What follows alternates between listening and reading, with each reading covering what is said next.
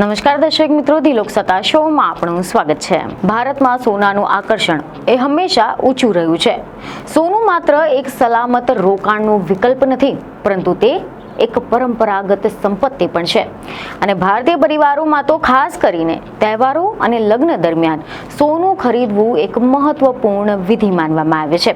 સોનાને હંમેશા સલામત રોકાણના વિકલ્પ તરીકે માનવામાં આવે છે અને જ્યારે પણ અર્થતંત્રમાં અનિશ્ચિતતા હોય ત્યારે રોકાણકારો સોનામાં રોકાણ કરવાનું વધારે પસંદ કરે છે. સોનાના ભાવ તો હંમેશા રોકાણકારો અને સામાન્ય લોકો માટે રસનો વિષય રહ્યો છે. જ્યારે સોનાના ભાવ વધે છે ત્યારે લોકો આશ્ચર્ય પામે કે શું તે આવા એક સારો રોકાણનો વિકલ્પ બની શકે છે, અને જ્યારે ભાવ ઘટે છે ત્યારે તેઓ આશ્ચર્ય પામે છે કે શું તે ખરીદવાનો યોગ્ય સમય છે કે કેમ. જો કે હાલમાં તો સોનાનો ભાવ કદાચ આટલો ઊંચે ક્યારેય ન પહોંચ્યો હોય તેટલો ઊંચે હાલ તો પહોંચી ગયો છે. હાલમાં સોનાના ભાવ રેકોર્ડ સ્તરે પહોંચી ગયા છે અને લોકો આના પાછળના કારણો જાણવા માંગે છે કે આખરે સોનું આટલું બધું રેકોર્ડ સ્તરે મોંઘું કેવી રીતે થઈ ગયું છે, આના પાછળ કોણ જવાબદાર છે અને ખરેખરમાં પડદાની પાછળ શું ખેલ ચાલી રહ્યો છે. તો આની સાથે જ લોકો એ પણ જાણવા માંગે છે કે હવે આગળ શું થવાનું છે. શું ભાવ આ રીતે વધતો રહેશે કે ઘટાડો પણ થશે? આ સિવાય સોનાના દાગીના ખરીદવો એ સારો વિચાર છે કે પછી ગોલ્ડના ETFમાં રોકાણ કરવું એ સમજદારી ભર્યું પગલું છે? આ અંગે જાણકારો તેમજ નિષ્ણાંતોનું શું માનવું છે? તો આજે આપણે આ જ વિષય પર કેટલીક ડિટેલમાં ચર્ચા કરીશું. તો કેટલાક અહેવાલ છે કે નિષ્ણાંતોના મતે સોનાના ભાવમાં વધારો થવાના ઘણા બધા કારણો હોઈ શકે છે. એક કારણ એ પણ છે કે વિશ્વભરની કેન્દ્રીય બેંકો તેમના સોનાના ભંડારમાં વધારો કરી રહી છે. વર્લ્ડ ગોલ્ડ કાઉન્સિલ અનુસાર કેન્દ્રીય બેંકોએ ઓગસ્ટમાં 15 ટન સોનું ખરીદ્યું હતું અને વધુમાં લોકો ગોલ્ડ ETFમાં રોકાણ કરી રહ્યા છે, જે સોનાના ભાવમાં વધારો કરે છે. વર્લ્ડ ગોલ્ડ કાઉન્સિલના તાજેતરના ડેટા અનુસાર વિશ્વભરની સેન્ટ્રલ બેંકો તેમના સોનાના ભંડારમાં વધારો કરી રહી છે અને વિશ્વભરના લોકો પણ ગોલ્ડ ETF એક્સચેન્જ ટ્રેડ ફંડ્સમાં વધુને વધુ રોકાણ કરી રહ્યા છે. સપ્ટેમ્બરમાં ગોલ્ડ ETFમાં રેકોર્ડ બ્રેક રોકાણ જોવા મળ્યું હતું, જ્યારે જુલાઈ અને સપ્ટેમ્બરના ક્વાર્ટરમાં ગોલ્ડ ETFમાં પણ રેકોર્ડ રોકાણ જોવા મળ્યું હતું. નિષ્ણાંતોનું માનવું છે કે સોનાના ભાવમાં હજી પણ આગામી સમયમાં વધુ વધારો જોવા મળી શકે છે. કેટલાક ખબરો એવી છે કે એક અંદાજ મુજબ વર્ષ 2026ના બીજા ભાગના અંત સુધીમાં સોનાના ભાવમાં વધુ 6% વધારો જોવા મળી શકે છે. જો કે નિષ્ણાંતો તો એમ પણ કહી રહ્યા છે કે સોનાના ભાવ અનિશ્ચિત હોઈ શકે છે અને રોકાણકારોએ તેમના રોકાણના નિર્ણયો પર કાળજીપૂર્વક વિચાર કરવો જોઈએ. આના ઉપરાંત જે રીતે હાલ તો વિશ્વભરની જે મધ્યસ્થ બેંકો છે તે સોનુની ખરીદી કરી રહી છે, આ એક બીજું કારણ પણ માનવામાં આવી રહ્યું છે. કારણ કે મીડિયામાંથી અહેવાલો છે કે વર્લ્ડ ગોલ્ડ કાઉન્સિલના અહેવાલ મુજબ ઓગસ્ટમાં કેન્દ્રીય બેંકોએ 15 ટન સોનું ખરીદ્યું હતું. આશ્ચર્યજનક વાત એ છે કે કઝાકિસ્તાન, બલ્ગેરિયા અને અલ સાલ્વાડોર જેવા જે દેશો છે તેમાં સોનાની ખરીદીની યાદીમાં ટોચ પર પહોંચી ગયા છે. જે દેશોએ તેમના સોનાના ભંડારમાં વધારો કર્યો છે, જેમાં ભારત, ચીન અને કતારનો પણ સમાવેશ થાય છે. જ્યારે સોનાના ભંડારની વાત આવે ત્યારે વર્લ્ડ ગોલ્ડ કાઉન્સિલના વાર્ષિક આંકડા અનુસાર ડિસેમ્બર 2024 સુધીમાં અમેરિકાએ 8,133 ટન સોનાના ભંડારની સાથે વિશ્વમાં આગળ રહ્યા હતા, જ્યારે જર્મની 3,351 ટનની સાથે બીજા સ્થાને, ઇટાલી એ ત્રીજા સ્થાને છે, જ્યારે ફ્રાન્સ ચોથા સ્થાને અને ચીન 2,280 ટનની સાથે પાંચમા સ્થાને છે. પરંતુ ભારત 876 ટનની સાથે આ યાદીમાં 8મા ક્રમે છે.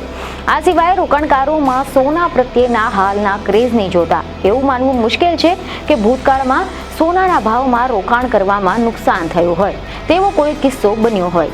છેલ્લા 20 વર્ષમાં સોનાના ભાવ પર આપણે જો નજર કરીએ તો ફક્ત 4 કેલેન્ડર વર્ષ એવા રહ્યા કે જ્યારે સોનાના ભાવમાં ઘટાડો થયો હોય, જેના કારણે રોકાણકારોને થોડુંક નુકસાન થયું હોય.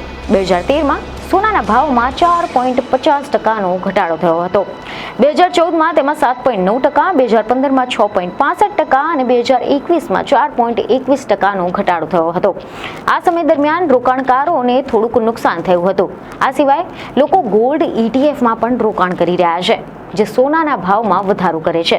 કારણ કે ગોલ્ડ ETF એ મ્યુચ્યુઅલ ફંડ જેવા જ હોય છે કે જે સોનાના ભાવને ટ્રેક કરે છે, જેમના શેર બજારમાં ટ્રેન્ડ કરી શકાય છે.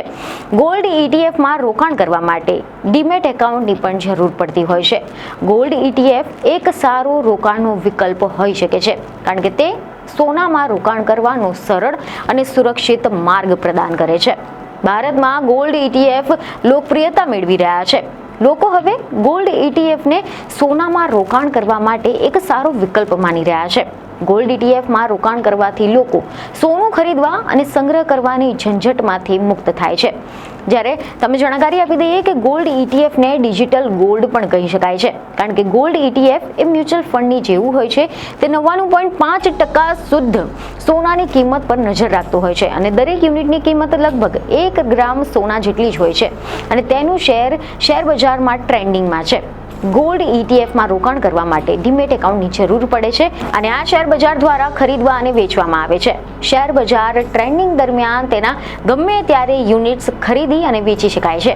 જો તમે ડીમેટ એકાઉન્ટ વિના સોનામાં સરળતાથી રોકાણ કરવા માંગતા હોય તો પછી ગોલ્ડ મ્યુચ્યુઅલ ફંડ એક સારો વિકલ્પ માનવામાં આવે છે.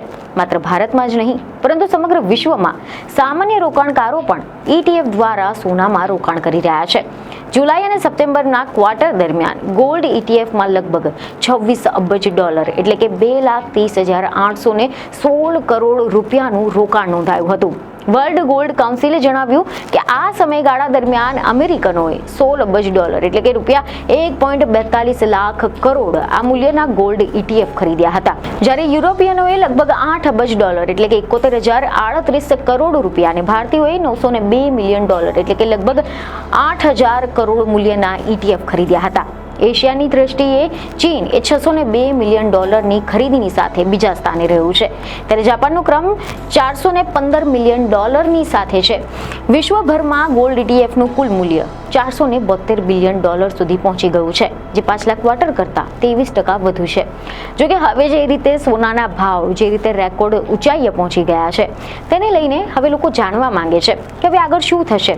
શું નજીકના ભવિષ્યમાં આ સોનાના ભાવમાં ઘટાડો થશે કે હજી પણ વધારો જોવા મળશે?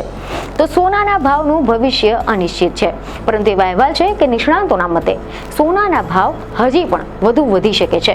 રોકાણકારોએ તેમના રોકાણના નિર્ણયો ઉપર કાળજીપૂર્વક વિચાર કરવો જોઈએ અને નિયમિતપણે સોનાના ભાવનું નિરીક્ષણ કરવું જોઈએ.